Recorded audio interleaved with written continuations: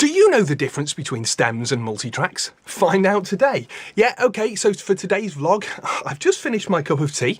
I've been mixing all morning, so I'm on my tea break, and I thought, why not do a little vlog about the difference between multitracks and stems? Because I get this question all the time. New clients who want me to remix stuff, or people who are sending stuff to me remotely, predominantly, often come along and say, we've got the stems. And then I have to double check that they actually mean stems.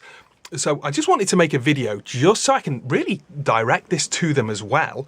And so you guys all know that you're using the right terminology.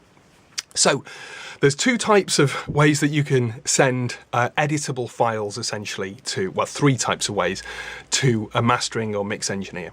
If you want to send your files to a mix engineer, really you need to send them multitracks, not stems. Now you may call them stems, but what a multitrack is essentially is a set of audio files, just like on a tape, but a set of audio files, each one from a separate microphone. Now there are situations where you can combine microphones to one track, but basically what you record in your DAW, be that Logic, be that Pro Tools, be that Mixbus, like I use, whatever you record, each of those tracks, that is your multitrack. And when you export and you send that off to a mix engineer, you've produced the track or you've engineered the track, you would export a single file for each of those tracks. So you'd have D112 on the kick drum, for example, is just one WAV file or a file starting at the 0 point of the song, running right to the end.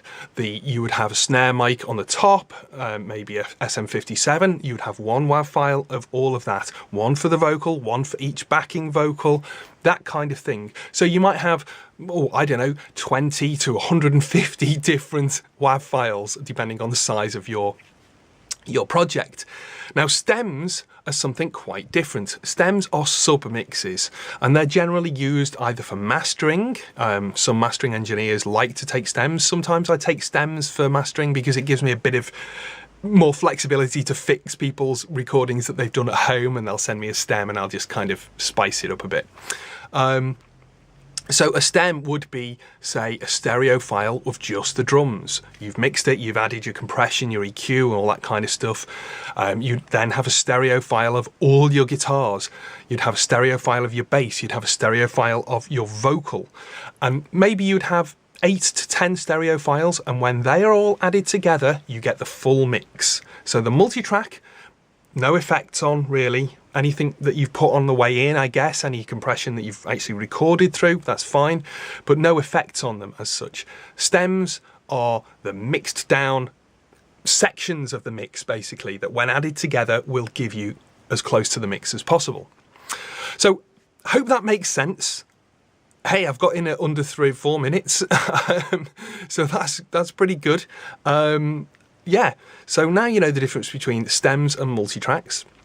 And you can confidently go out into the world and talk to professionals and, you know, feel good about yourself. Hope that helped. I will catch you next time. Happy recording.